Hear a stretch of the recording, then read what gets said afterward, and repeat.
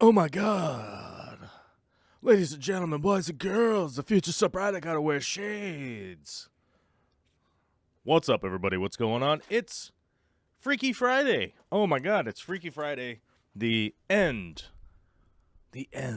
of something. It's the end of the thing. From before 2021-erd. Oh my God, we're going to 2022-derd. 2022-derd.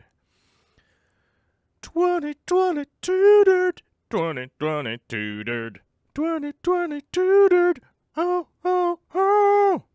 2022-derd. 2022-derd. 2022-derd. Oh my God, it's 2022-derd. Starting in a couple of hours. And for other people, it's already happened because it's the middle of the day where I'm at. What's up, everybody? How you doing? Welcome to Friday, the final show of the year. This is your last chance. This is your last chance to become a patron or a member on the channel for 2021. This is the last chance, guys. You could be the difference maker between serious content next year or not. You could be. You just imagine. You could sit down and you could be the linchpin. You could be that person. You could be that person that's the linchpin to all sorts of new content next year. That could be you. Could it be you? It could be you. Speaking of people that it could be, that actually are, people that have engaged themselves directly with, hold on, we have to turn off the title here. They've engaged themselves directly with the membership button. They went deep and hard by pushing buttons on their probably cell phone and becoming members. Shout out to Tater Hater, who fixed their membership, which put us to 70. Shout out to Randall Bowman, who fixed his membership and brought us to 71 members, guys. The goal for this year, honestly, if you wanted to ask me, was 300. We didn't even get close to that. We're at 71. That's not enough. But thank you to Randall Bowman, Tater Hater, Warren Seaman, our newest members. Let's see total longest members. Fish Tank Barn, John Gilman, The Fishy Mailman, Daryl Deemer, and Aquarium Co-op are the longest members of the channel.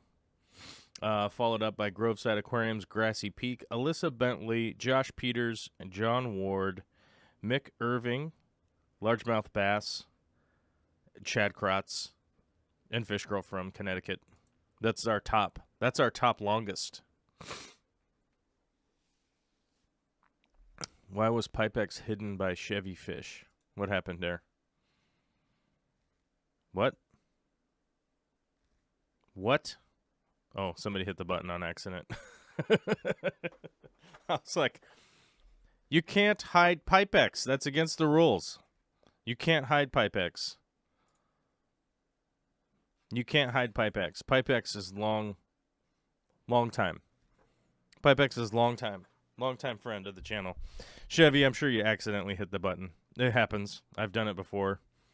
I was on a very large live stream one time, and I accidentally banhammered somebody. So I get it. But shout out to everybody who's been here for a long time. Shout out to everybody who's new. Very much appreciate you guys' support. We're going to continue with our fish-related content. I have a bunch of stuff scheduled for probably February of next year. This month of December has been a total disaster. I don't know if anybody's picked up on that. Olivia got COVID, then we got sick, the house got sick, Christmas got canceled. This whole month has been bonkers. I literally was looking at the schedule. We have like a family calendar that Vicky and I put notes on to each other. That's just literally like an old school calendar on the wall. Like we have the cell phone calendars. We have all that kind of crap that's communicating with each other. But we literally have like an old school just paper calendar on the wall that we just write stuff on. That's like, this is important. We got to remember to know what's going on. And I was looking at it and was like, oh my God, all of the shifting and jiving and schedule changing and all the kind of crazy stuff that's happened this month. The last 3 weeks have been bonkers. We basically got through the first week of December, and then everything just went up in the air, wild. So, I don't know if I don't know if I want to sell it to you guys this way or talk to you guys about it this way, but like my intention was to have a lot of stuff come out in January, and my intentions were just shattered from the outside. Like it's one of those things. So kind of weird. Corvus, a notification can make you rich, could it not? Fish Tropic, Lunatic, how much would you say 100,000 notifications would cost? I don't know. I'm confused what... Fish Tropic, I'm confused what you're talking about. Just take a minute to type it out, whatever it is that you're talking about. You're talking about something about a notification making me rich or something. I don't understand what's going on. But the reality is, like, there is a lot of advertising stuff that you can do on YouTube that most people don't realize. Maybe that's what you're talking about. Like you can pump up your numbers by doing stuff like that. But I don't know. I don't know. Maybe type out what it is that you're trying to convey. I'm confused. But yeah, I wanted to have a bunch of stuff out in January, and it's just not going to happen. Like looking at the editing schedule and all that stuff. Plus, I got sick this week. I missed a day of work, so I'm going to work tomorrow to make up for hours missed. And then I've just got so many projects going on that the unfortunate part is editing is taking the back seat, because that means I just got to be down here in my office. I just got to be down here in my office editing, and that time has not really existed over the last month. So it'll probably be February time-ish. If it's January 15th or something, I would still call that like February-ish. So, but yeah, we're moving into the new year.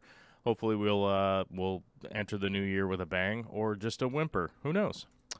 S says you sound better today. Yeah, I realistically am feeling better. Monday I was feeling bad. Over Christmas I was feeling bad. The week before I didn't feel good, but I was like, I don't know what's wrong. I just don't feel good, kind of thing. And then,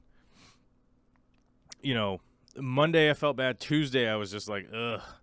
And so I ended up calling in sick that day because I got up at 3:30, like loaded out the truck. It was snowing outside. I was just like coughing and coughing and coughing and coughing and coughing and stuff. And then it turns out I took antihistamine instead of the anti-cough mucus stuff, right? And that really seems to be whatever it is I got is a histamine type thing. Seems to be the exact cold medicine I need to be taking, because it has been a game changer with my symptoms. So I felt like way, way, way better. Not coughing, not doing all that kind of stuff, able to like sleep through the night, which that was the hard thing on Tuesday, because I swear I probably only slept for like 15 minutes contiguously, right? I would sleep for like 15 minutes and get up, sleep for 15 minutes, get up, cough, all that kind of stuff. I just was so tired and was just not feeling it at all on Tuesday, so I ended up calling out. But, yeah. Fish Tropic. No, I was just thinking, if everyone that had YouTube got notified where you where you were live. Oh, where live. Okay. You would generate money just from 1 minute of view time, a notification push kind of thing. YouTube doesn't do that. YouTube won't let you do that. They don't want you to do that. That was done a long time ago, basically. So just to answer that question real quickly, what YouTube used to do is they would, if you were subscribed to a channel and somebody did something on that channel, like if you posted a video, if you went live, whatever, they would send a notification to everyone that subscribed to that channel, right? And it turns out that less people would be active on YouTube because of that. Like, they would stop going to YouTube. So YouTube stopped doing it. They were like, oh, well, we can't do that anymore. We can't send a notification to every single person with every single thing that was going on. Because basically what would happen is people would get so many notifications, they would just ignore it and ignore it and ignore it and ignore it. Which is why they have the bell now. Because if you want notifications to a thing, you can go to the bell and hit always, you know, that kind of stuff. That's why they have that feature there. But you could potentially like farm out an email. There's certain things that you can do to like get a hold of your subscribers and stuff. But they're all, you know, kind of mixed level reward type stuff. You know, you can send out a community post. You could send out emails. You could do all that kind of stuff. You know, but a lot of it has to do with timing, which is why I generally am live on Mondays and Fridays, like, so that people would know when the channel's live and stuff like that. But yeah.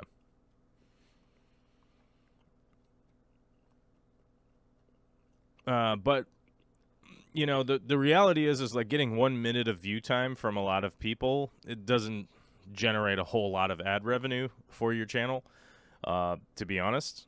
Like, it just really doesn't. So I guess here's a good example. I have let me go over, I was actually looking at the analytics for shorts the other day. So you know the short video content that people post all the time, they're called shorts. Oh, we have to go over here. We have to go to content, and then, yeah, here's some shorts. Let me see which one has had a good amount of views. Let's go to this one. So you know, shorts can, you know, a really short piece of content like that can generate a lot of exposure because it can just go out to pretty much anybody, because it will come up in people's like watching shorts feed. Like, it'll just pop in there, and then people go like, oh, who's this weirdo, right? And that's the sort of reason for doing shorts. So here's an example. There's 1.5 thousand views. 1,500 views in the last 90 days. Yeah, so the last 90 days I got 1,500 views for a total watch time of 15 hours. They made $1.55. So, $1.55. So the reality is like, and so the watch time hours is 15.6. So if we multiply that times 60, right, that'll give us 1,500, right? Is it right about 1,500? Well, 1,400, 1,000. No, let's see. So let's do some quick maths here. 600 plus 300 plus 100, so 1,000. So you're talking about 1,000 minutes, right? 1,000 minutes of watch time. Came out to $1.55. So if that was your if the thing you were trying to do was just to get a bunch of people to show up for 1 minute of viewing time, it would equal about $1.55, right? So, yeah, I just think the reality is that, like, most everything that people could come up with in this day and age is not going to be that great. But let's look at one of the produced videos that I've made. We have a year's worth of analytics here. And I believe I think I can show this to you guys. Ad source. So in case anybody thinks I'm like fibbing or something like that. So here we go. We have a year's worth, 378 days worth of data here. This video has gotten 12,251 views since it was published. This one is way more popular than other videos, so 6.5K more than usual, and that's mainly just because it's been up for a really long time. It's garnered 681 hours of watch time, We got 120 subscribers from this video, and it made $48. So if we take taxes out of that number right there, that means that it's made about, or that I've made about $30. Yeah, $30 in a year. So gives you kind of an idea right there. But this is like one of the top performing videos I have. Like right now it's getting views every day and stuff like that. So this would be an example of like how much money you'd make off of 12,000 views, something like that, right? Which ultimately is like what this is what leads people into the clickbait world, right? This is what leads people into the world of clickbait, inflammatory titles, crazy content with nonsensical stuff happening in it,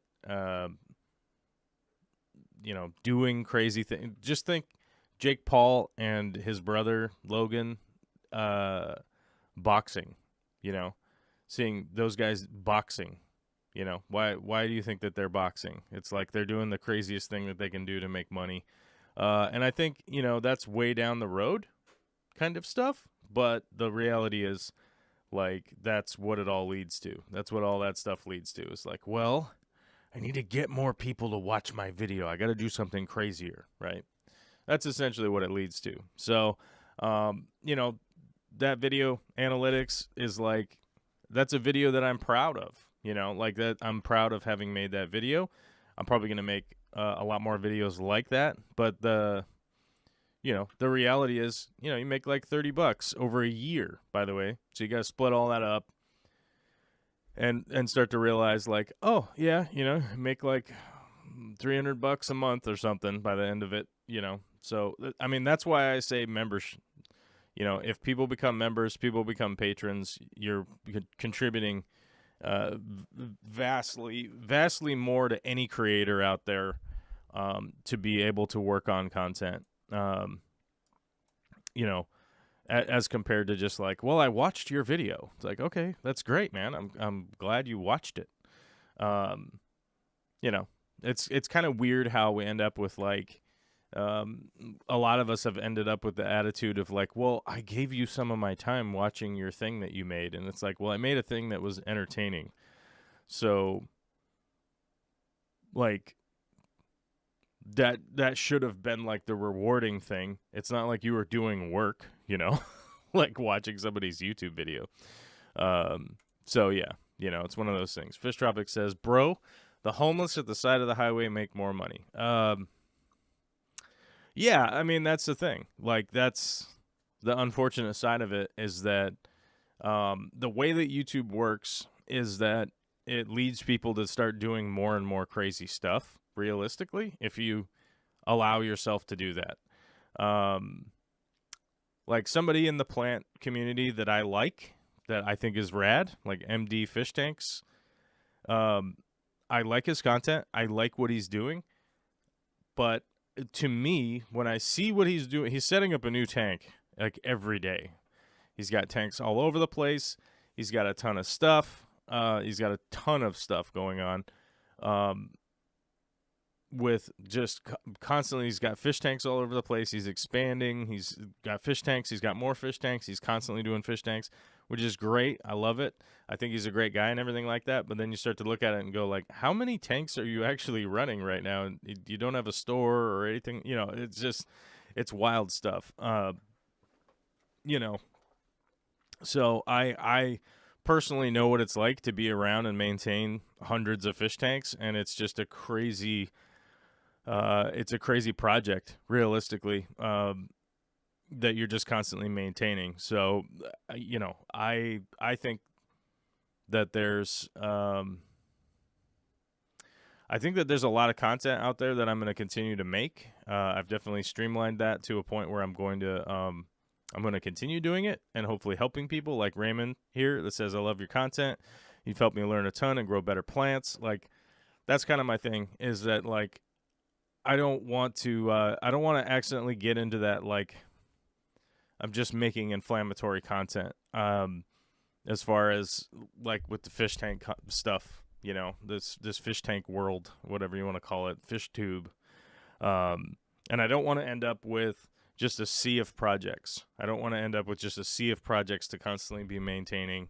I know a lot of people that get way into this hobby, and then there's fish tanks everywhere you go on their property, and I like tanks a lot, man. I like them a lot. I don't want them everywhere. I don't want them in my kitchen. I don't want them in the dining room. I don't want them in the living room. I don't want them in my bathroom. I don't want them in my bedroom. I just don't, and that's my personality. I like to have my workshop stuff in my workshop, so that's my long-term goal. That's what I'm going to be working on, and I'm going to continue working on that. So I think, I talked about it on Tuesday with Dr. Black. If you guys tuned into the Dr. Black show or not, we legitimately were kind of discussing some of the ins and outs of the finance here.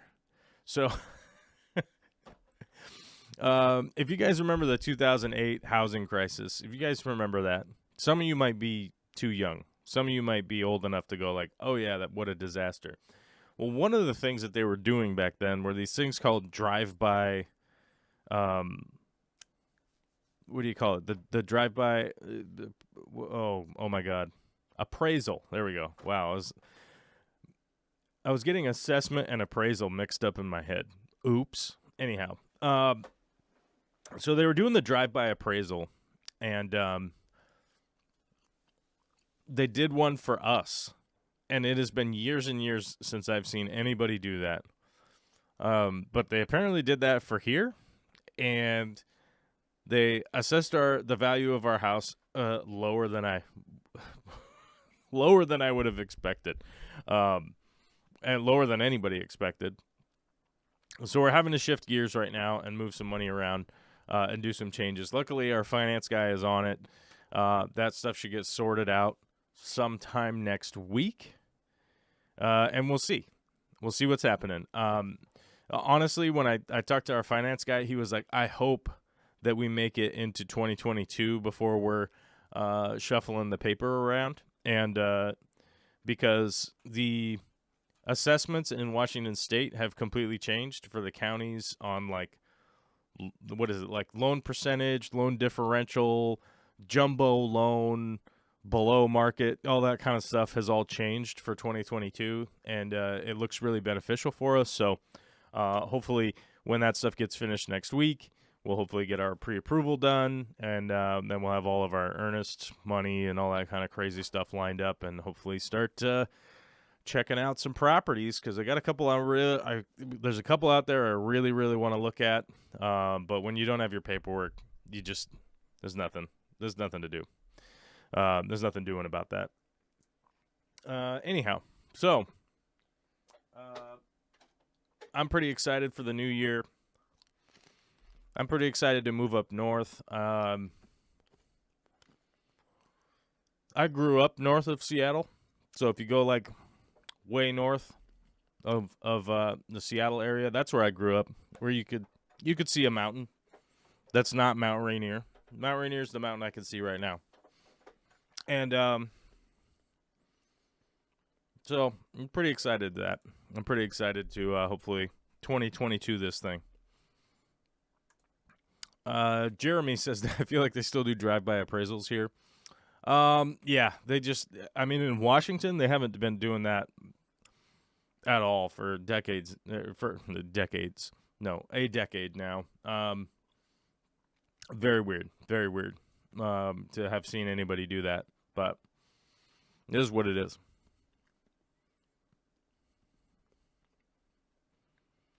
I was sad on Sunday. I was going to get the last Pandagara that we've had for a month or so, but some dude came in and bought it. So no new fish. Ooh, really? You're going to get a Pandagara? Oh. Well, that's a bummer that it got bought. But Alana, I would say, if you wanted Pandagara and your local fish store doesn't have them, if you look up this place, the Wet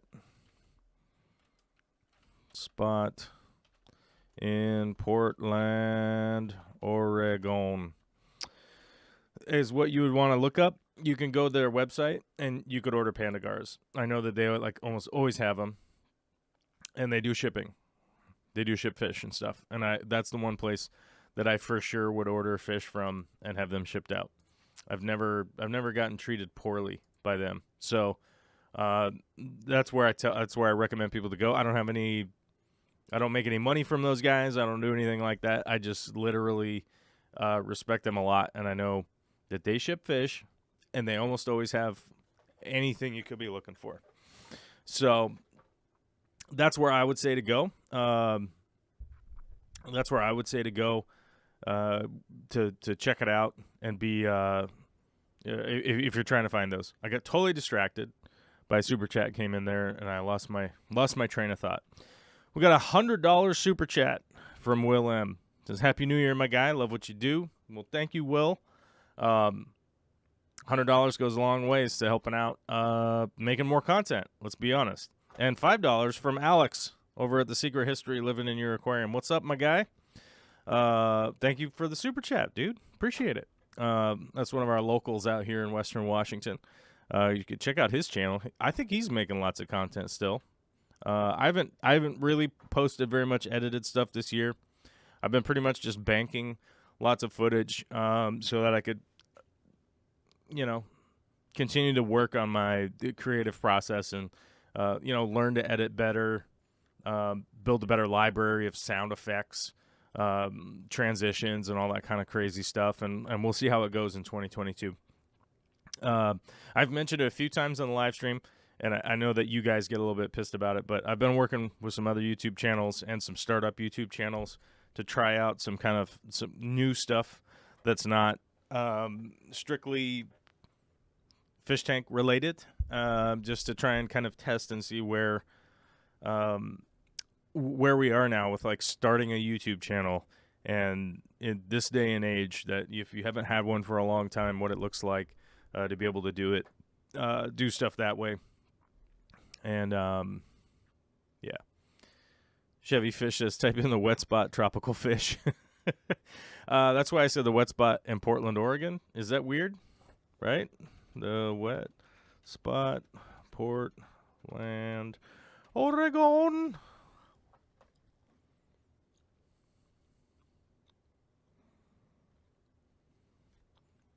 I mean, I typed in the wet spot, Portland, Oregon, and the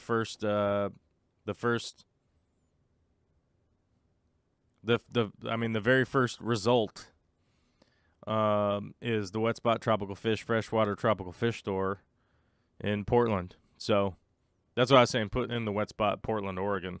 You know what I mean? And then, you'll get that. Otherwise, I wonder. Actually, I obviously can't show you guys on stream, but what if we just type in the wet spot? All right. You get some Urban Dictionary and stuff. I'm pretty sure I got safe search turned on, so we should be pretty good. You could get some negative stuff. Yep. Yeah, well, the internet. Welcome to the internet. Have you ever been here before? I wish I could play the Bo Burnham song. If you haven't heard Bo Burnham's Welcome to the Internet, I highly recommend it. By the way, if you haven't seen Bo Burnham's newest special, it's called Inside, I think is what it's called. You can find it on Netflix. I highly recommend it. There are definitely a lot of slow points in it. So, but bear with me. It's only like an hour, and I think it's an hour and 10 minutes long, something like that. So the time commitment isn't that long. Just sit down and watch it and expect to be a little bit bored at times. Like there are some parts that are just, you're kind of like, I don't know, I'm out here, I'm not engaged or whatever. But trust me, watch the whole thing. Very cool. Speaking of very cool Netflix things, there's the new what was it we were saying at the beginning here? What was it? The membership Cumberbatch. The membership Cumberbatch.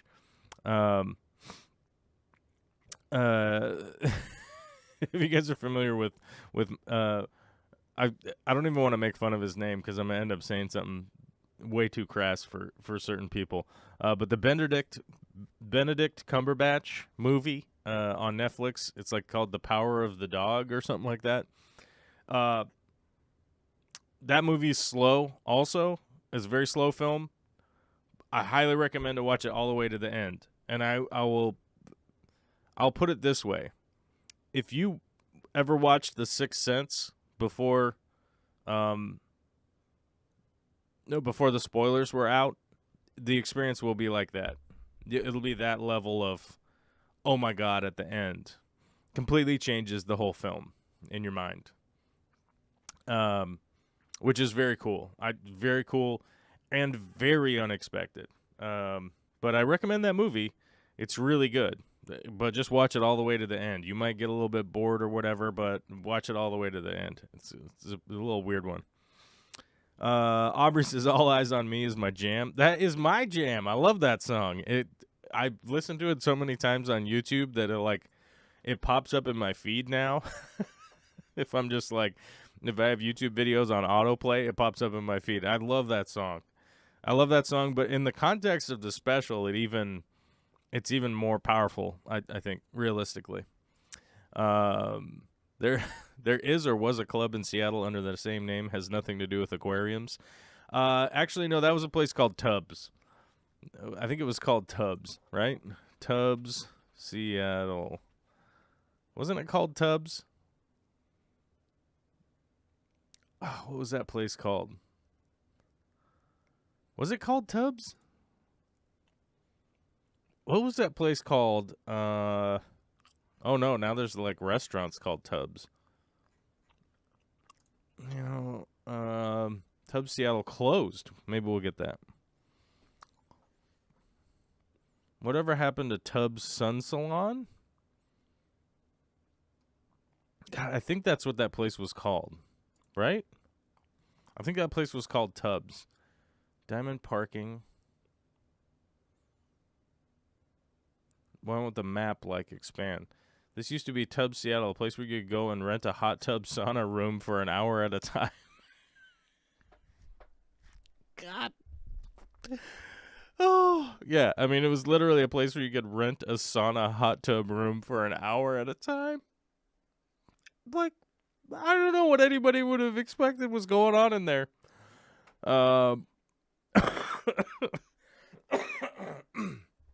This place was like the biggest disaster of all time. Somebody says the water in the tubs was wonderfully hot. The jets were strong. The place was squeaky clean. If I had any complaint, it would be that there was a tad too much chlorine in the water. But hey, depending on what kind of activity had gone in there before it was my turn, I guess I can't complain now, can I?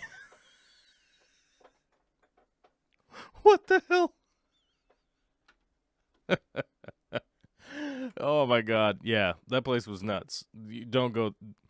If you get a time machine, and somehow go back in time, don't go in there. All right, that's all I'm saying. You need more chlorine. That's all I'm just saying. You need more chlorine. Raymond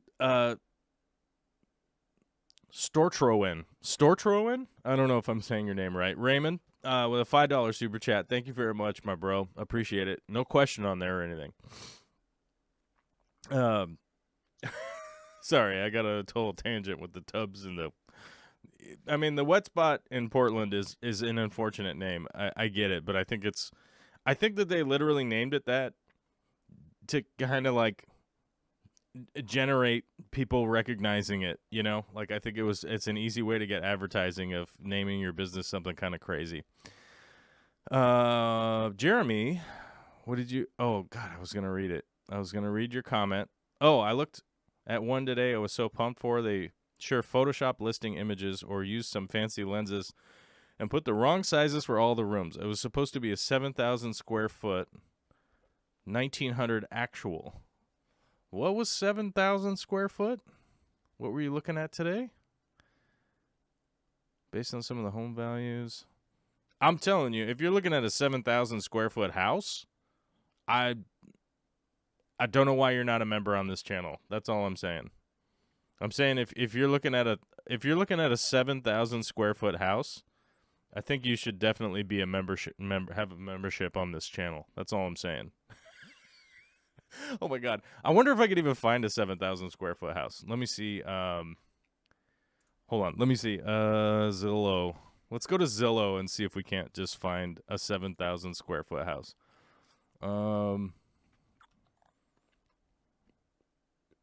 Let's go. Okay, let's go Washington. There we go. Excuse me. I probably should have. Actually, I probably did blow my nose before this. Let's go to filters. We'll go over here to filters. Okay, so we can go any bedrooms, any bathrooms. Home type. Let's turn off all of these. All of these can turn off. Lots and lands, apartments, only houses. Done. Then we go to more. Max AOA parking spots. Blah, blah, blah. It's around here. Parking spots. Square feet. Square feet must be.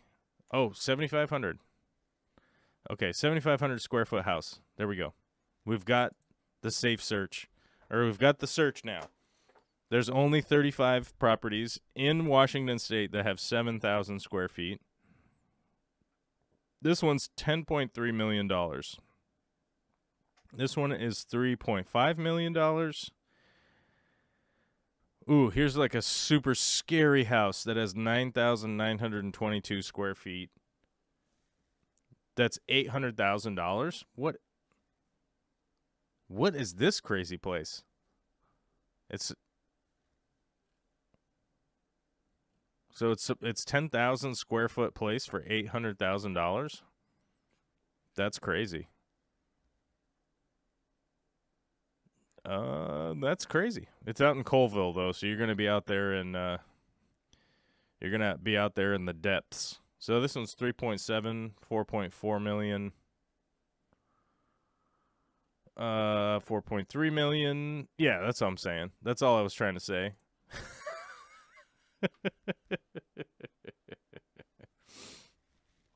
Let's see. Where's my uh-oh, I lost my. There we go. We'll bring that back. There's my chat. Where did my chat go? I need my chat here so I can feel comfortable. BJ Palmer with a $5 super chat. Says, Happy New Year to you, your family, and your viewers. Here's to a happy, healthy year. I hope so, too. I hope. So here's the weird thing. I was actually looking at my medical history the other day because luckily my healthcare provider actually digitizes all of that now. You know, I can literally just go look up at my digital records, which is a revelation. And I realized that, like, around the first of the year, I get sick. Because I have doctor's appointments all in that January. So it's like once a year I get sick. Right in the January. Which sort of makes sense because it's cold, it's dark, you end up working a lot, you got the holidays, you got all this stress going on. And, yeah.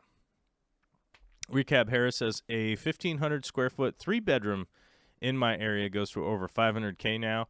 Yeah, most of the properties in Western Washington are going to be around that. I mean, reasonable properties in Western Washington are going to be somewhere in that 300 to 700. You know, you can find some places that are 300 that are way out of town. You get more into town, it can be like around the 700 range. So yeah, it's the way that it is. You know, when the market's good like it is for. So it's a seller's market and has been for a long time. It's just generally what happens. And there's not going to be more. Forget who I was talking with about this the other day. There's not just going to suddenly be more land, right? There's not just going to be like more area for these houses to just appear on or whatever. It's all satellite image. You know, it's all cataloged. We know where all the stuff is. There's no discovering new lands or anything like that. Just the way that it is nowadays. So I know that there's a lot of people out there that think like, wow, because of inflation, the housing market's going to go down and blah, blah, blah, and this and that and the other thing. And it's like, it's just there's really no strong evidence towards that other than sort of the sky is falling naysayers, sort of weirdos, fringe weirdos. Now, the thing is, like, will there be a market correction at some point? Probably, but I don't think it's going to look anything like it has crazy before. So, and,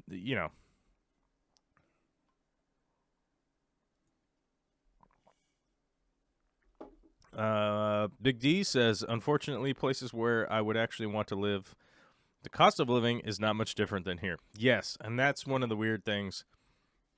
As I was talking to a buddy of mine the other day who was like, "Oh, I just want to move somewhere else," and I was like, "Well, where are you gonna go?" I think the unfortunate reality is that like there are cheap places to move to, for sure, but I think they're lacking a lot of the amenities that most people are kind of looking for in a day-to-day sort of existence. I think that's the reality. I do want to move out to the woods somewhere that's more out into the woods. But I also have a daughter that I want to be able to go to good schools, like I want, and the problem is like, if I move way far out, there really isn't any good schools for Olivia to go to. And also it's like, if we think about having another kid, then we're going to have two kids going to good schools. It's one thing to have one dumb kid, but to have like two dumb kids just because you don't want to live in a good school district or whatever, so yeah, it's kind of one of those weird things. Like with Olivia, we have to pay, we pay like $1,400 a month for her daycare, which is about the same for private school. Unfortunately, there aren't even any good private schools to a lot of the areas that we want to move to, so unless we're going to start a private school or something like that, it's going to be one of those weird things where we're going to end up,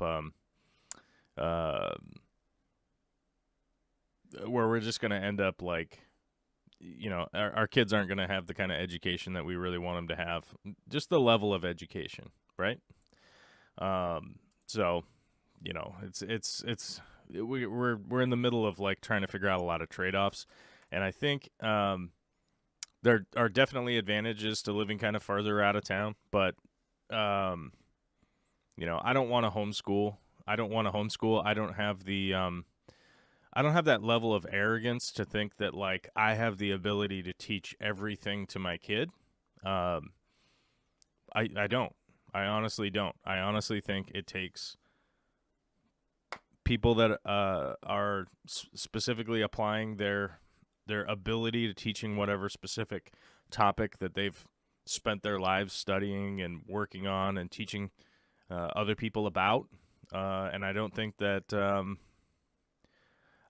I would want to set up my kid for being deficient in the things that I am currently and already deficient in, right? I think that that's a very weird thing to do to your kids. I think it's very strange, and it's very it's very antisocial, realistically. It's a very antisocial thing to have your kids be like not socialized with other kids. Because I did talk to some homeschooling parents a little while ago, and they're like, oh, well, you could take them into school so that they could go play sports, and then you could take them into school so that they could go play music, and then you could take them into school so you could go do this and that. And I'm like, well, then why wouldn't I take them to school?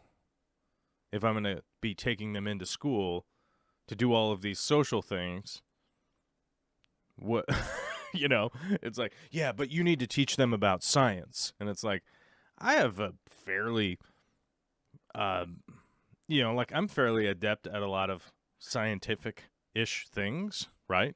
But I'm not a scientist, One of the teachers that I had in school was a doctorate from MIT, right? I don't have a doctorate from MIT, right? Would I want somebody with a doctorate from MIT to teach my kids? Hell yeah.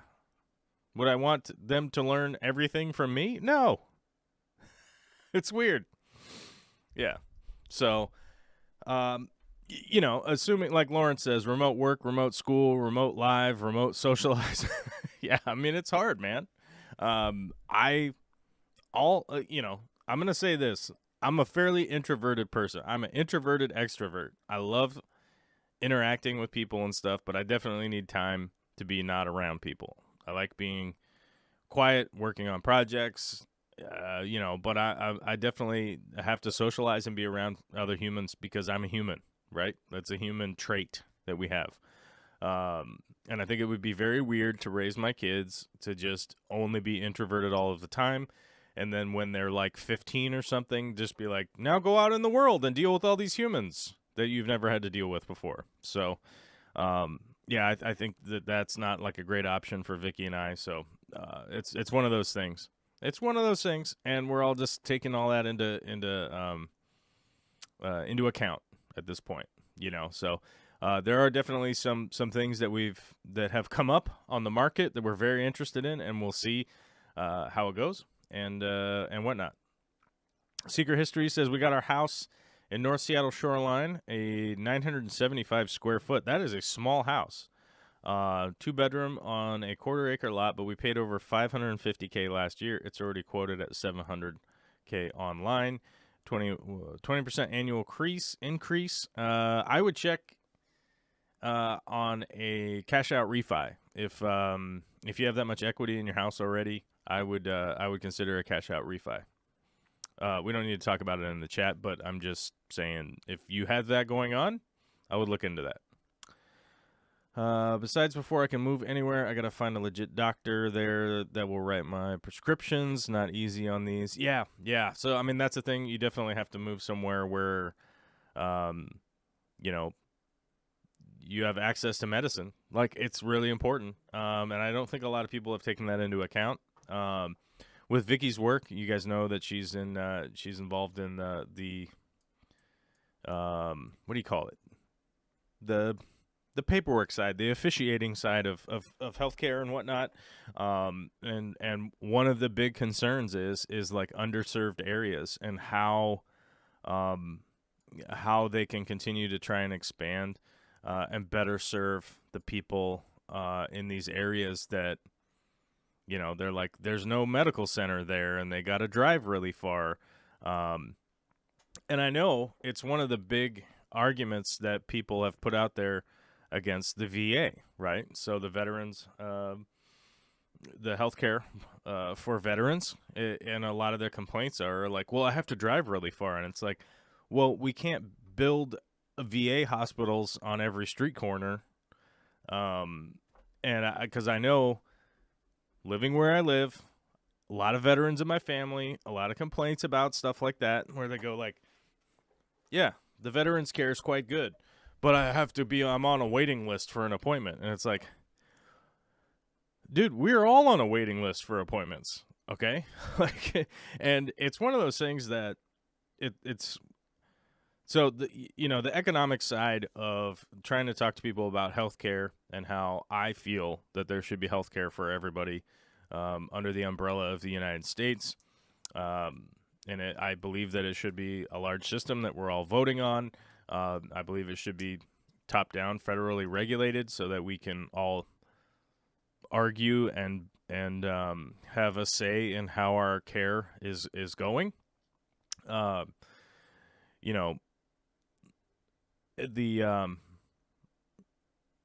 reality is that medical care is a non-elastic marketplace, right? There's zero elasticity to the marketplace because everyone at some point in time is going to need medical care.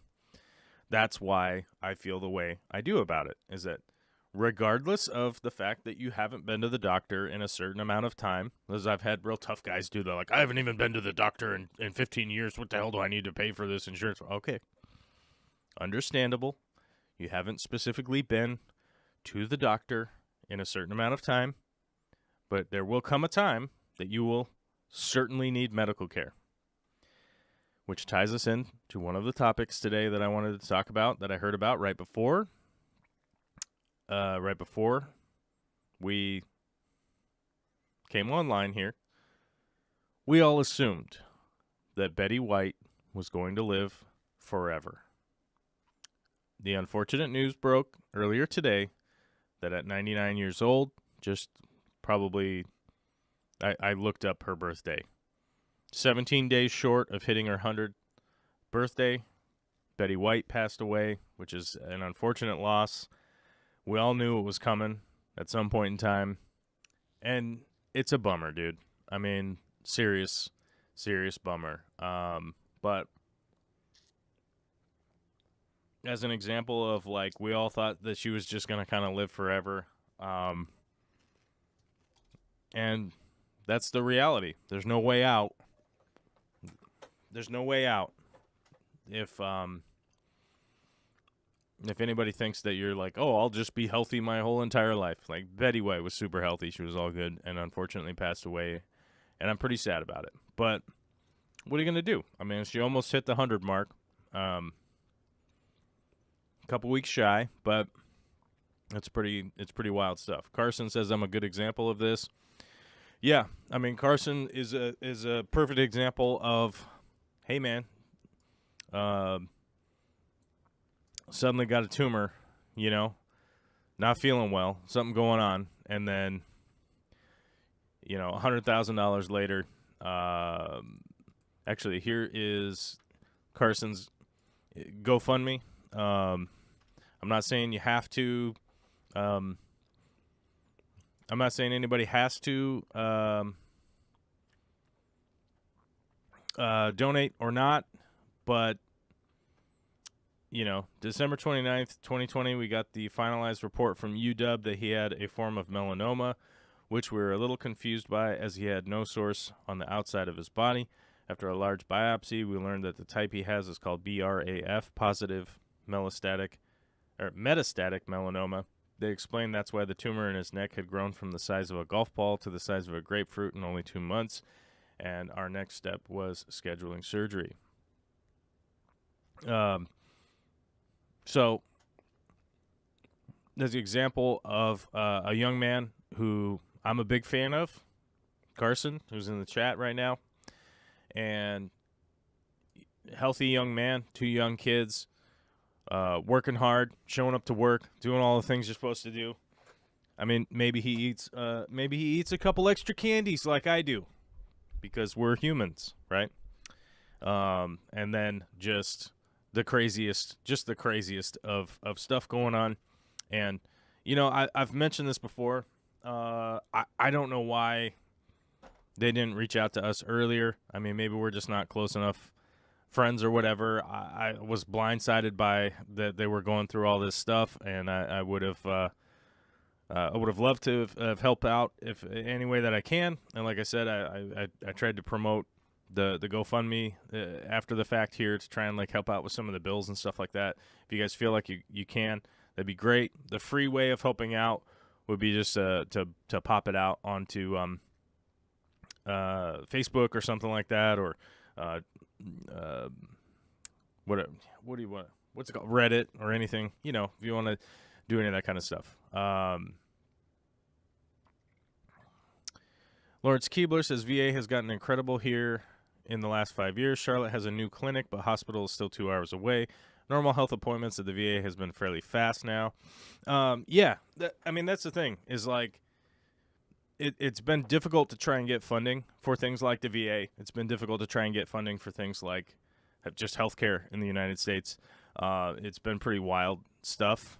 One of the things that I think is totally crazy, the Trump campaign has been trying to say that they are the ones that did Veterans Choice, which it's like, if you want to look it up, Obama signing Veterans Choice.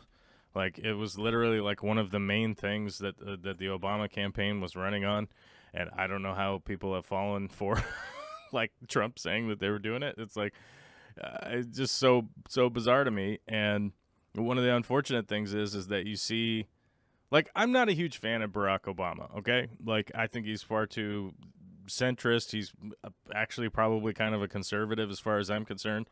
But, I felt like him and Biden were doing a bunch of stuff, and then you see the result of it however many years later, and then it's like, oh, who's in office right now? Oh, that must be why it's good, But like Veterans Choice is a perfect example, so that you could get into just a basic doctor's office without having to go all the way to the VA for simple stuff, because scheduling that stuff was taking a long time. People were having to go long distances. There's a lot of issues with things that were going on just for the day-to-day stuff, and that cleared up a bunch of it. So, but I think there's still a long way to go. I think there's like a really long way to go.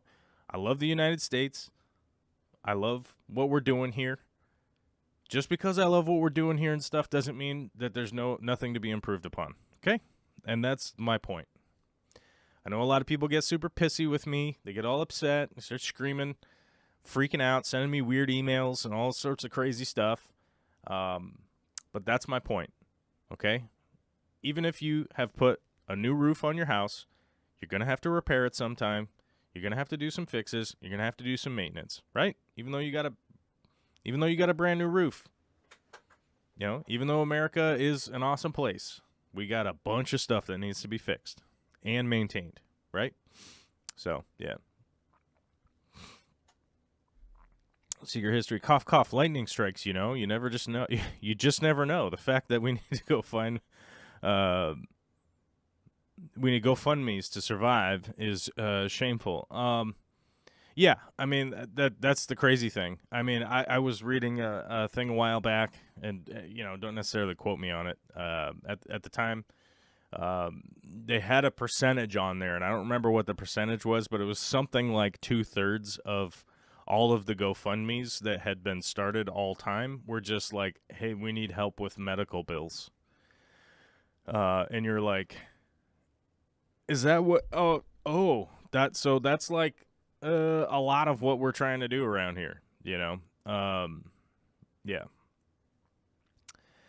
Big D says, hey, I'm looking to leave, so it's not me. Yeah, I mean, I know that Big D and I were talking about this a while ago, and I don't think I had a chance to really like expound my my response to it very well. Dennis was saying that, like, well, look at all these people that are leaving and whatnot, and they're moving to other countries and everything. And I'm like, that's a good thing, man. If people want to move to Venezuela, if people want to move to Japan, if people want to move to Netherlands, if people want to move to the UK, whatever, like, because they think that it's going to be better there. They're going to have better family opportunities, financial opportunities, living style, all that kind of stuff. I think that's great, because I realistically am like, if people have the opportunity and the resources to be able to do the things that they want to do, I don't know, maybe you want to move to Spain and it's a thing that you just want to do. I feel like people should be at least having the opportunity to do that, right? And so I think that it's a benefit. I think that it's a benefit that if people want to relocate because they want to live in some kind of different system or something like that, like, I think it's great. That's awesome. But, with me even having gone to Peru this year, every Peruvian person that I talked to that I had like a reasonable conversation with, that we could even get to the point of like, would you want to come to the United States or whatever? They were like, yeah.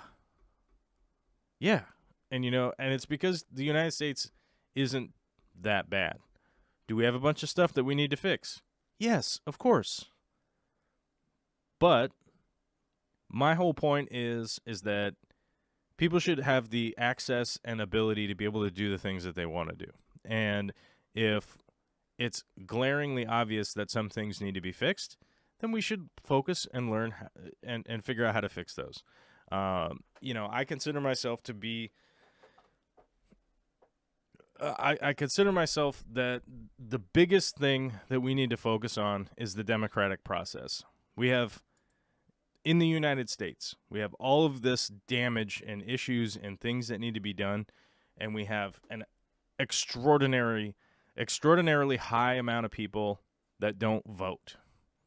Whether it's access to voting, whether they don't know if the vote is happening, they don't have an opportunity to go vote. if they're just completely disenfranchised and they think every single candidate is exactly the same as all the other candidates or whatever. Whatever the reason is, we have at least 100 million people in the U.S. that just don't vote, or they aren't voting, or they can't vote, or whatever the reason is. We're not collecting their votes. They're not being heard, right? And I think that that's like one of the biggest things that we need to be working on right now is getting voting out to people. I have specifically talked with people throughout the United States on what it's like to vote in the area that they live in. And a good example would be, I had this conversation a while ago, and that somebody was saying that like all the candidates are all the same. And you go like, okay, they're all the same guy. They're just all the same guy. And so you go like, oh, okay, so like Mitch McConnell is the exact same guy as Chuck Schumer. They're the same guy, right? Same dude? Well, no. Like, okay. So there are differences, right? These are two different humans doing different stuff. They have different beliefs. They're trying to push different things, right? Okay. So the reality is that there are different guys. Oh, well, what are we going to do to try and get more men or women that we would like to see, like our candidate, right? Well, a big part is primarying. Well, in Washington State, when you primary, they all primary together. We all vote for the primaries, right? You don't have to be a registered Democrat. You don't have to be a registered Republican. You could be an independent. You could be a whatever. You're going to get a ballot that has the primary candidates. You're going to vote for them. And you're going to mail it back in. Because all of our voting here is handled by mail for many reasons. But just imagine that it was only, just imagine it was only an environmental reason where you'd go, a bunch of people don't have to drive around to go vote, right? The mail trucks are already going to your house. The mailmen and women and non-binaries. I don't know if there's any non-binary male people out there, but shout out, you guys. You know how much I love the United States Postal Service. I have a powerful, deep, not romantic, but close to romantic love of the United States Postal Service. I love the institution. I love the institution of the United States Postal Service. And if you don't like me for that, good. That's something that I will hold on to forever.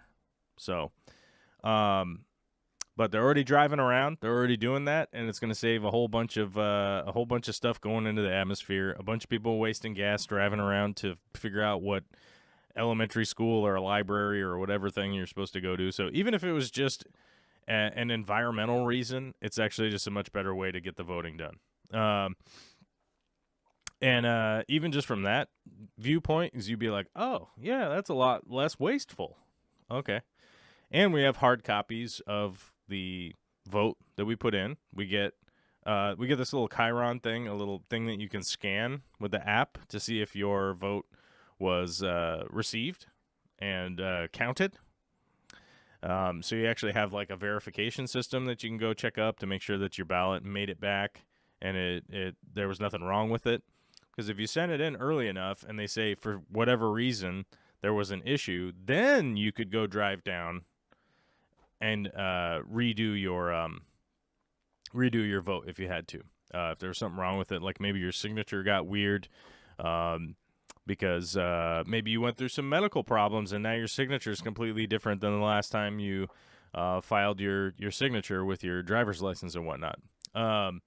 So it's stuff like that where I go here, I go in Washington State, I go like, it's so easy to vote. But then somebody will be like, I'm in Alabama. You have to like do all this crazy stuff. And I'm like, oh my God, that's wild. So why don't we get all that kind of stuff figured out? Like that's just kind of where I'm at. I'm hoping 2022 is going to be a shining year for some new voting regulations and stuff, some funding for it to get that stuff done and get it streamlined and get it figured out. I hope. I have high hopes. We got a $10 super chat from Pipex, my guy. We got a $10 super chat from Pipex. Thank you. Appreciate it. Pipex is chipping in on the Minecraft server because the new Minecraft world is live. Matt Romero has activated the new Minecraft world in the middle of a live stream, guy. Someone else is going to bust in there, and they're going to steal all my Minecraft blocks. But I appreciate it. Matt is launching our new Minecraft world. If you guys want to sign up for it, you can. You don't have to be a member anymore to get into our Minecraft server. So if Matt wants to post the info, or maybe you'll share it to me and I'll throw up a community post. Oh no, we need the hold on, we need the Discord where people can let me find the Minecraft Discord. Here it is. Here is the Minecraft Discord. Where oh crap, where's the invite? Oh, here we go. Invite people. Copy. Is this correct? Invite friends to the Minecraft whitelist and rules. Yeah, okay, there we go. Paste. There we go. So there's the that's the Discord server. So if you guys click on that, it'll take you over. Yeah, it'll take you over to the Discord to check and see if it actually works. Yeah. So if you go over there, you'll be able to find the Minecraft server from there, and you know, our mods there will get you sorted out. Alana says Oliver the cat approves the live stream. Well, thank you, appreciate it. That's super cool. Super cool. Yeah. All right.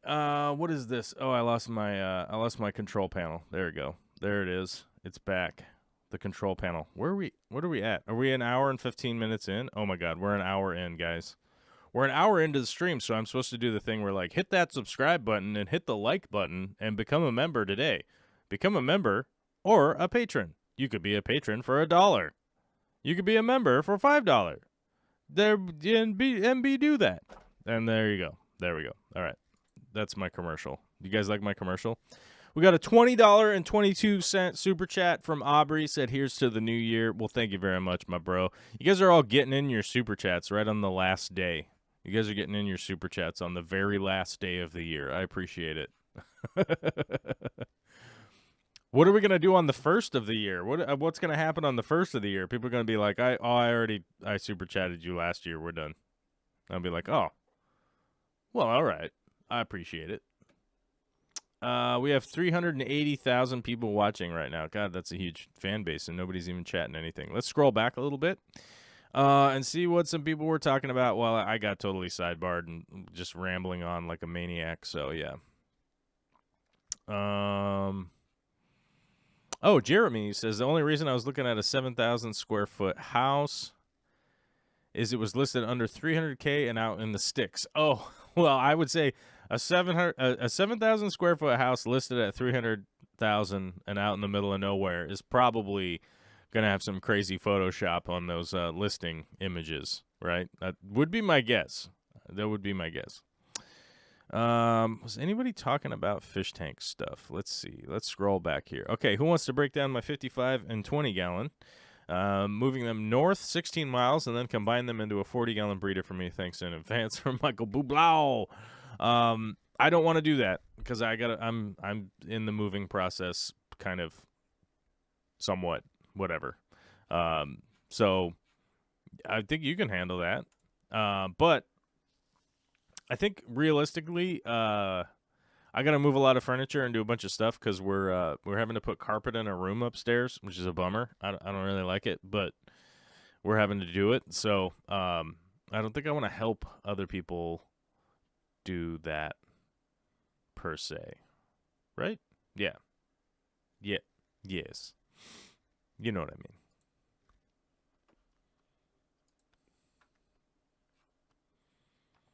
mean. Okay. Oh, Zip Gun's in the proximity chat. I thought he was trying to call in today. All right. Let's see.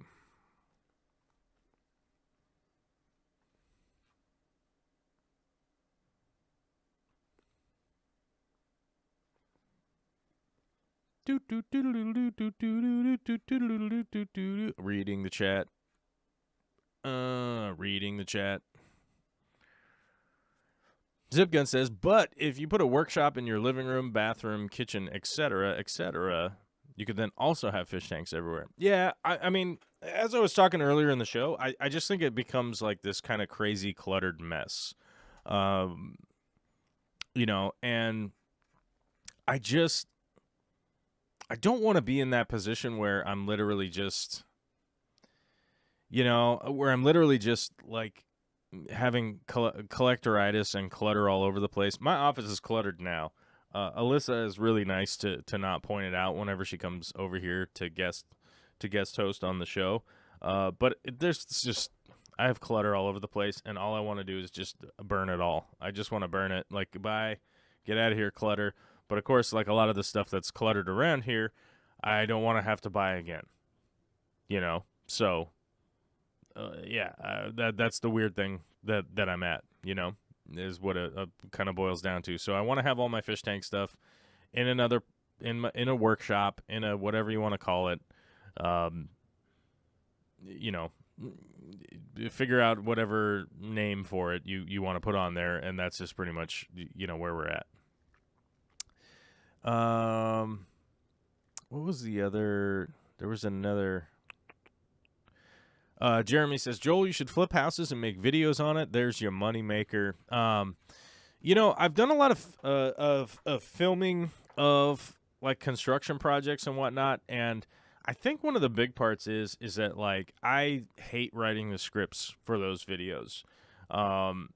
They're legitimately tedious. They're really difficult to put together, and I really end up with just a ton of time lapse. I end up with just like a ton of time-lapse footage. And with all that time-lapse footage, it's just so one-dimensional that it really becomes like I don't know what this video is. This is just like a 10-minute video of time-lapses. And to me, like a 10-minute video of time-lapses is just like, it's just not entertaining. I don't think there's a lot to it. We did a bunch of remodeling at the house here.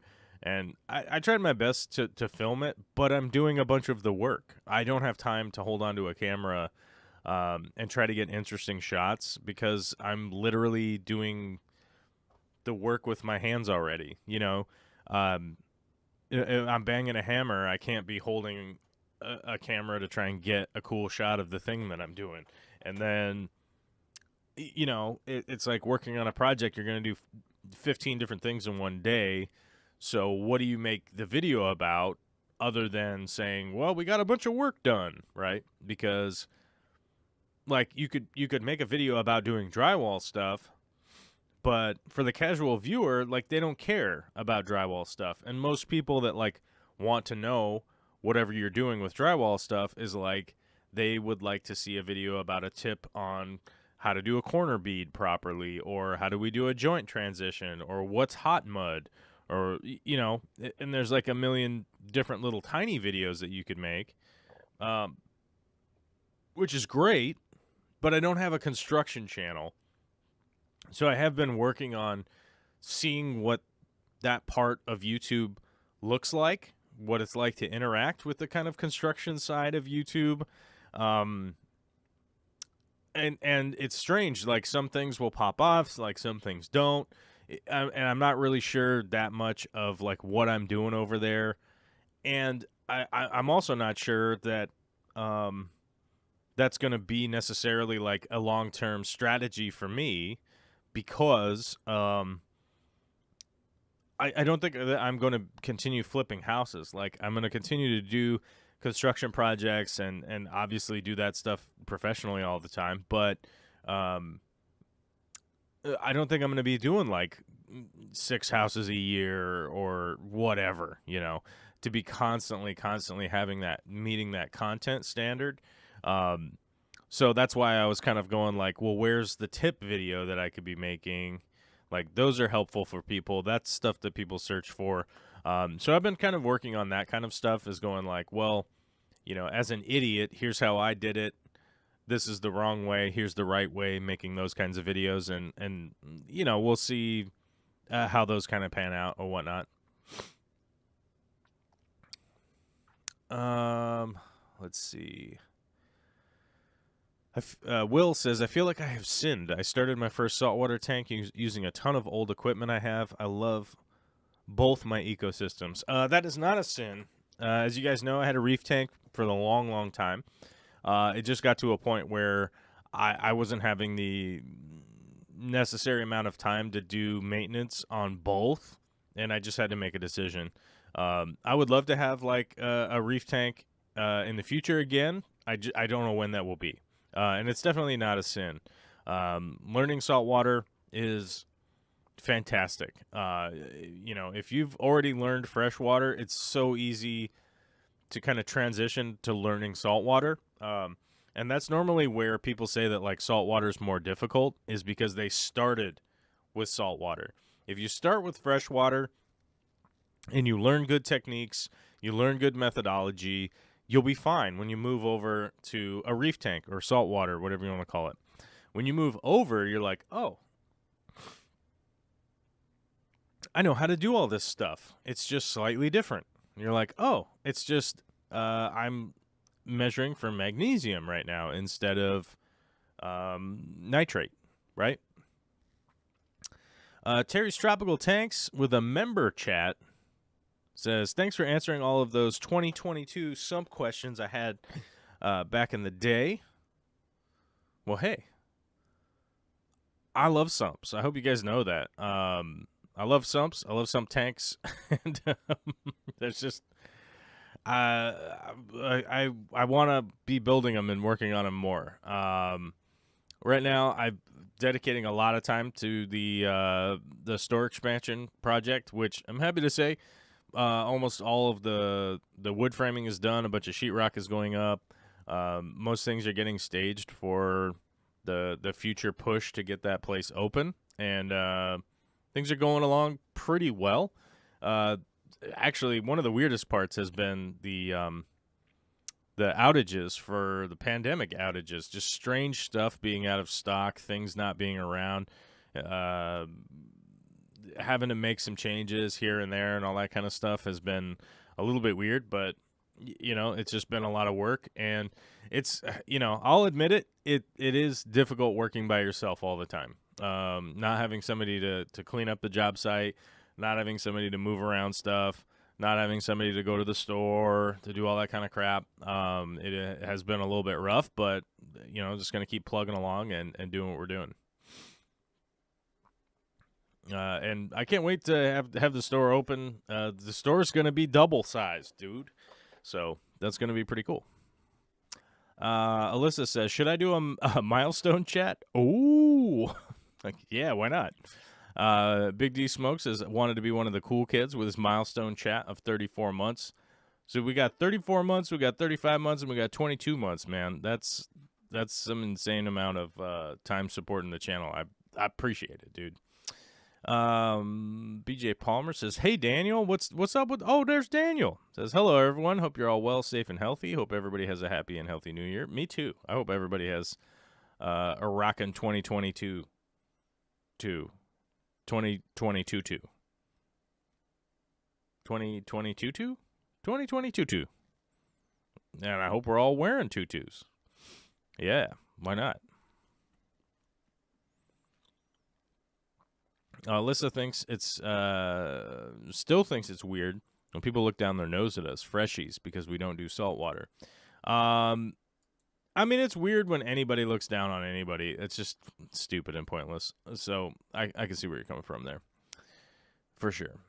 I feel like the rich East Siders use Joel, where are all the rich East Siders who should be having us fish nerds build and design their aquascapes? To be honest with you, I don't know. I don't know where they all are. All of the famous aquascapers I know,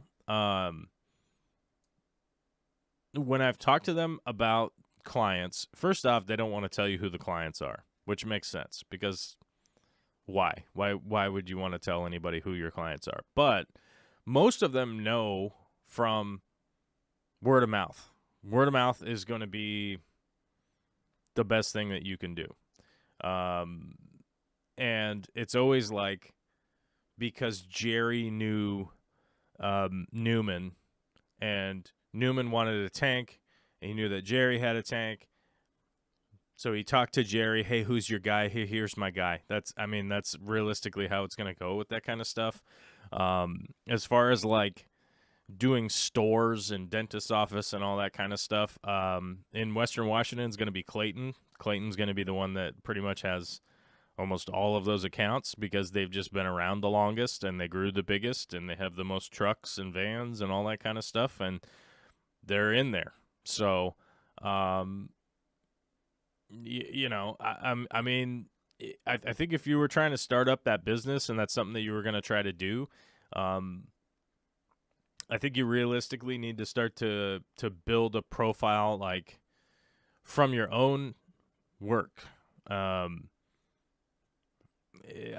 think is what you're going to have to do. So I think what you're going to have to do is essentially build some systems and put them into people's houses that you know are kind of connected with other people. I think that's probably the best route that you could go.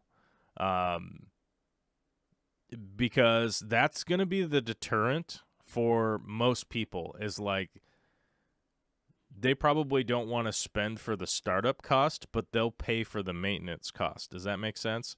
Like, people will pay for that thing to be maintained and taken care of, but maybe they don't want to pay the $4 or $5 grand for the setup. So that's probably what you're going to have to do. It would be the most likely thing to get things started, so that you have some word of mouth people that you can reference off of, or that will reference to other people. They'll make Facebook posts about it. They'll tell their friends about it. They'll do whatever. They'll go onto WeChat, whatever they use. And that's probably what you're going to have to do. If that's what your goal is, which realistically, like, I would love to be just setting up new tanks for people. But the problem is that I don't necessarily want to be doing the drive back to their house to do the maintenance every 2 weeks. Because you just literally end up driving around all the time. And that is not a goal that I have, is to be living in my truck, getting in and out of the truck all the time, going to fix people's stuff all the time. I'm already doing that. And there's nothing wrong with doing that kind of stuff. But I think it will wear on most people when you're realistically making $20, $30, maybe $40 for doing each stop, because there's just not a ton of money in it. But I think, like, realistically, if I was to have like the most optimistic setup for me to be doing that kind of stuff would be going to set up really big new aquascapes for people and then not have to go back. Right? Like, I could come back and do a rescape in 6 months, do the whole tear down and redo the whole thing. Sure. But I don't want to be driving back every 9 days to do water changes and clean their filters and cycle all that kind of stuff. Like, it's kind of weird. So, I mean, I guess the reality is, like, if there was a dream job, it's like Takahashi. How do you say his name? I always get his name wrong when I'm live. Takashi Amano, right?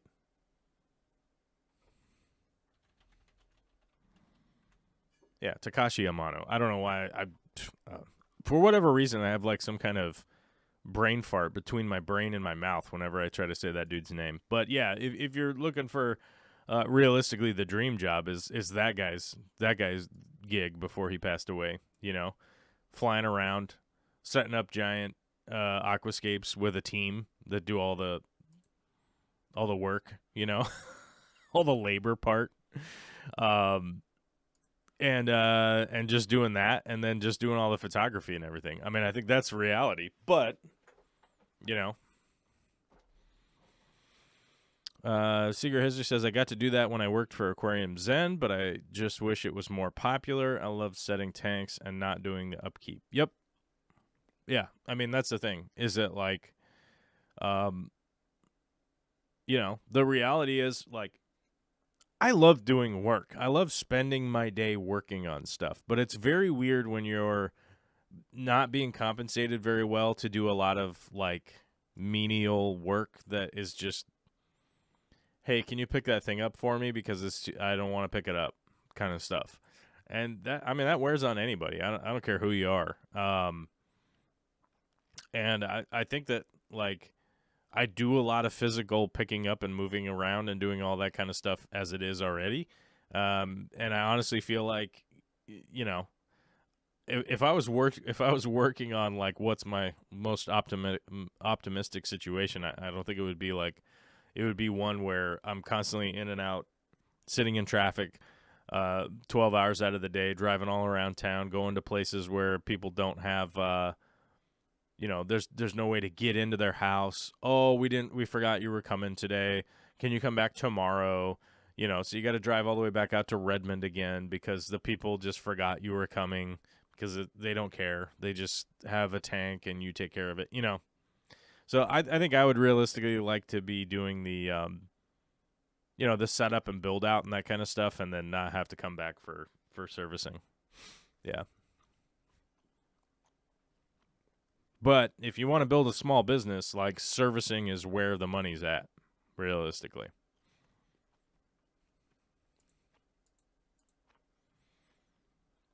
Snoochie Booch says, Happy New Year, man. All right. Snoogans.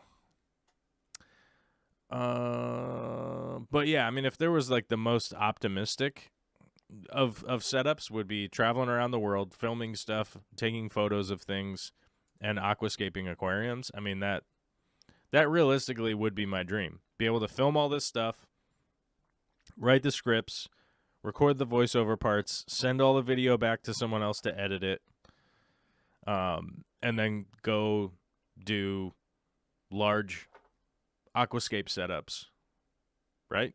I mean, like that would be the job that I would most want to do.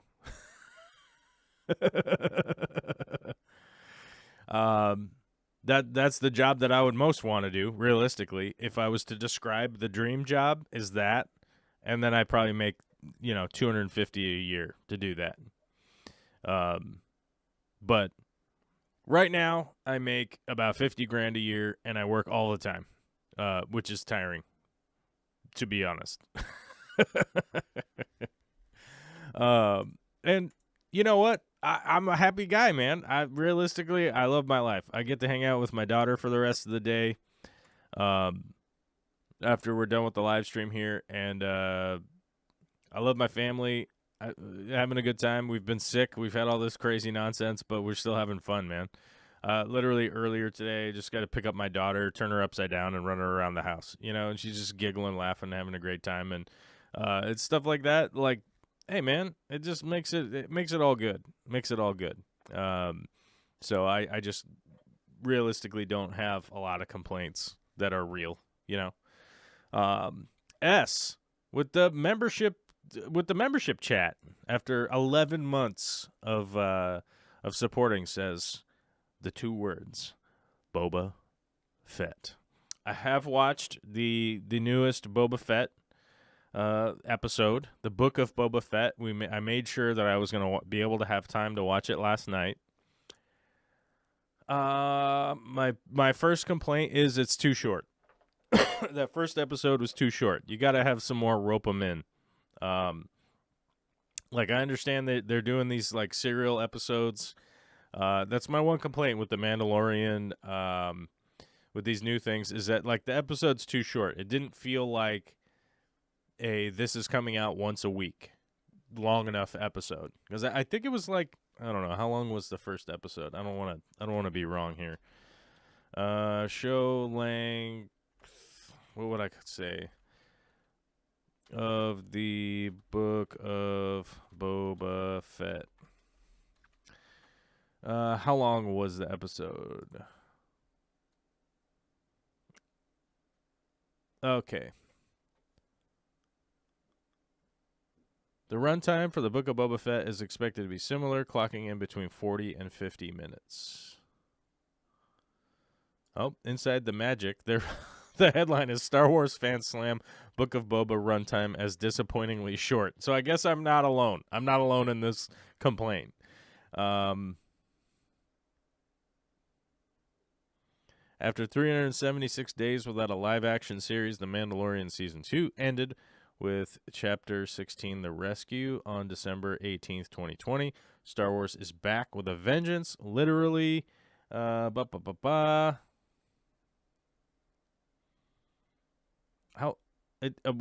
don't you say, if this is the title of your article, why doesn't it say how long the episode is? Wow. Chapter 1, which is clocked in at about 39 minutes on the nose. And I bet you that's like with credits and everything. These 35-minute long episodes are going to hurt Star Wars TV stories. It's just not enough time. Yeah. So a lot of people are kind of upset, which is kind of interesting because that was like my main gripe with the first episode here is like, I understand like maybe you're going to do 35-minute episodes or something like that.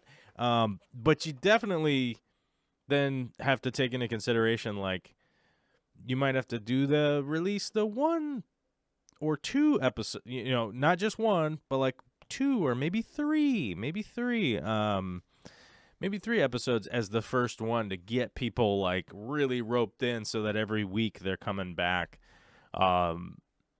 Because if you're doing the weekly installment thing, which I'm a fan of, realistically, it's got to be a bit longer of an episode these days because people are so used to binging 4 or 5 episodes of stuff when they watch things that it's like, man, 35 minutes, I guess we're done here. Okay. Well, I guess we'll watch the news or something. I don't know. Yeah. So, yeah.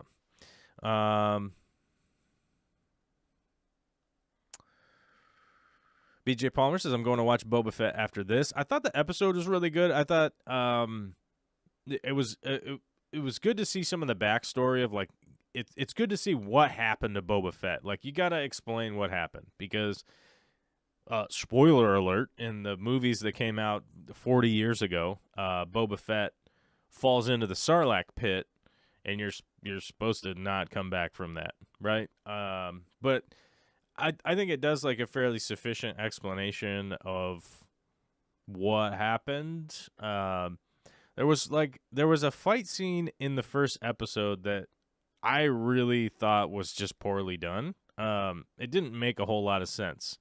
They sort of like, I mean, they realistically, like, it was weird. They really downplayed the abilities of Boba Fett with an ambush thing that happens. I don't want to spoil it for anybody, but it was really like, this shouldn't even be a problem. Yeah. Wayne Talbot says, will there be a mandatorily third season? Mandatorily? Oh, I think you're saying Mandalorian, right? Mandalorian. I bet you had the spell check. I bet you had the spell check mess with you there. There is a third season of Mandalorian coming out, so don't fret about that. They said that they literally wanted to have the book of Boba Fett come out before, as part of the. They're trying to do world building here, and one of the huge criticisms is that Disney, in taking over the Star Wars, for whatever reason, Disney thinks that the whole galaxy of Star Wars has no idea who the Jedi are, right? For some insanely bizarro reason, Disney thinks that nobody in the Star Wars galaxy knows who the Jedi are. And it is baffling to me. They keep making all of this stuff where the Jedi are some kind of like mysterious thing that doesn't exist. And, you know, there's really no evidence to that except for the fact that Luke Skywalker didn't know who the Jedi are, right? In the first 3 movies, Luke Skywalker specifically doesn't know who the Jedi are because he was being hidden on this planet from his dad, who, spoiler alert, is Darth Vader, right?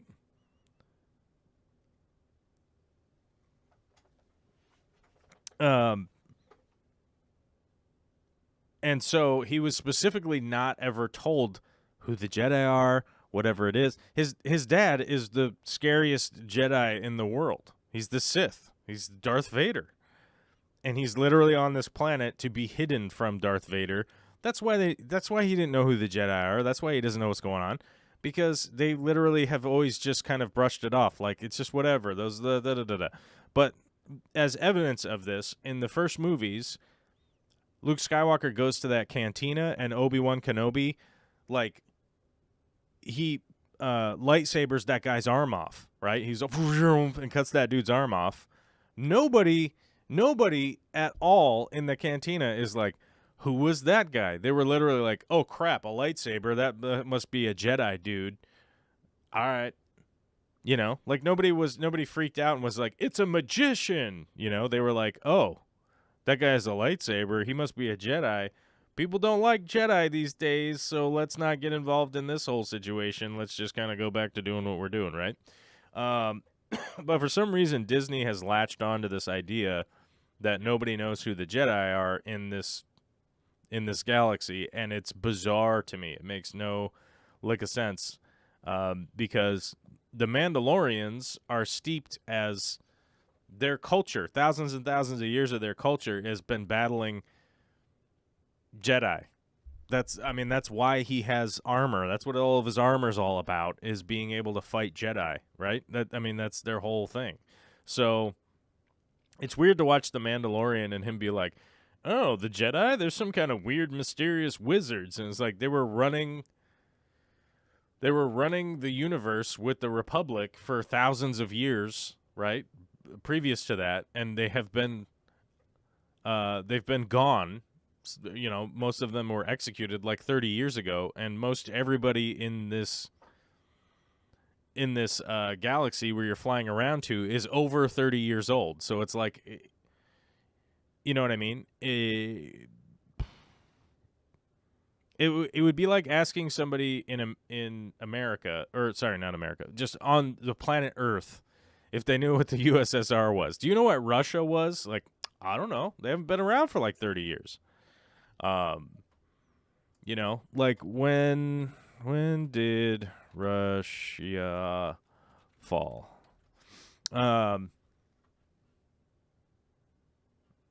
So the collapse of the Soviet Union was 1992. Yeah, so it's like literally 30 years ago, 29 years ago, whatever. 30 years tomorrow. And it would be like asking somebody who's 50-something on the planet Earth, like, do you remember when Russia fell? And they were like, yeah, exactly. Oh, yeah, you know, the Russians, you know, or the Soviet Union when the USSR fell. You were like, oh, yeah, I remember when the Soviet Union, officially the Union of Soviet Socialist Republics, right, the USSR, it would be like asking somebody that, and they would be like, well, maybe you've never met a direct representative from the USSR, but they would remember, right? So it's very weird. It's very weird that Disney continues to write in these storylines where, like, the people in the galaxy just have no idea who the Jedi are. Like, well, I don't know, maybe it's like a wizard or a dragon or something. And they're like, yeah, but there's a dragon over in the desert right over there, right? In The Mandalorian, they fight that dragon. What was the dragon called? I forget. It was like the sand dragon. Dragon from the Mandalorian. What was that sand dragon called? The Kayat dragon, right? There's literally a dragon in The Mandalorian, right? So they know that dragons are over there, but they're like, who are these Jedi wizards? I don't know. I don't know. I just was like here, and I don't know. But the weird thing is that everybody else knows who the Jedi are, but for whatever reason, Disney thinks that everyone in the galaxy is Luke Skywalker specifically, and it's very weird how they continue to do that.